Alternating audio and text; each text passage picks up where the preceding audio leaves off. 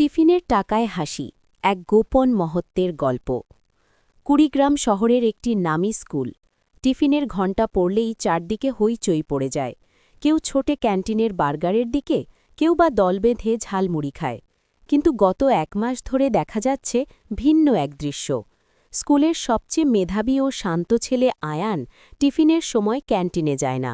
সে মাঠের এক কোণে একা বসে থাকে। বন্ধুদের সন্দেহ।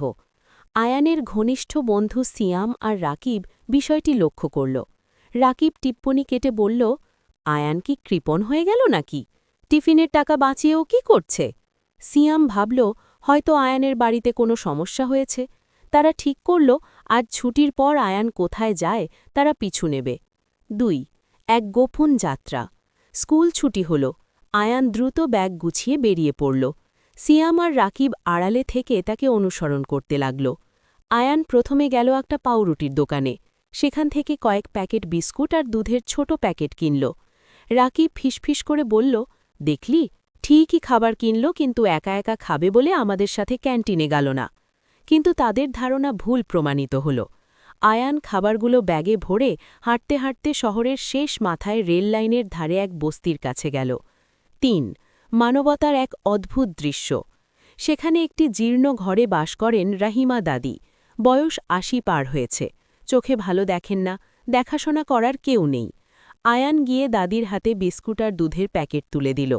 দাদির ম্লান মুখে যে হাসিটা ফুটল তা যেন বিকেলের রোদের চেয়েও উজ্জ্বল। আয়ান দাদির ঘরের সামনের ময়লাগুলো পরিষ্কার করে দিল এবং দাদির জন্য বাজার থেকে আনা কিছু ওষুধ বের করে রাখল। দাদি মাথায় হাত দিয়ে দোয়া করে বললেন, বাবা আয়ান, তুই না থাকলে এই বুড়িটা হয়তো না খেয়েই মরে যেত। এরপর আয়ান ফেরার পথে রাস্তার ধারের একটি রুগ্ন কুকুরকে বাকি বিস্কুটগুলো খাইয়ে দিল। কুকুরটি ল্যাজ নেড়ে কৃতজ্ঞতা জানাল। হৃদয়ের পরিবর্তন। পিছন থেকে সিয়াম আর রাকিব বেরিয়ে এলো।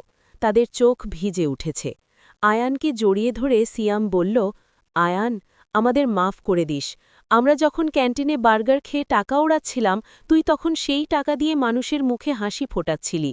আমরা বুঝতে পারিনি আসল আনন্দ কোথায়। আয়ান হাসল। সে ধীর গলা বলল, জানিস, নিজের পেট ভরলে শুধু ক্ষুধা মেটে, কিন্তু অন্যের পেট ভরলে আত্মা শান্তি পায়। মানবতার নতুন দল। পরদিন স্কুলে এক অদ্ভুত দৃশ্য দেখা গেল। সিয়াম, রাকিব আর ক্লাসের আরও ১০ জন বন্ধু মিলে টিফিনের ক্যান্টিনে গেল না। তারা সবাই মিলে একটি ছোট্ট বক্স বানালো, যার ওপরে লেখা মানবতা তহবিল। তারা সবাই ঠিক করল, প্রতিদিন তাদের টিফিনের টাকার অর্ধেকটা এই বক্সে জমা দেবে।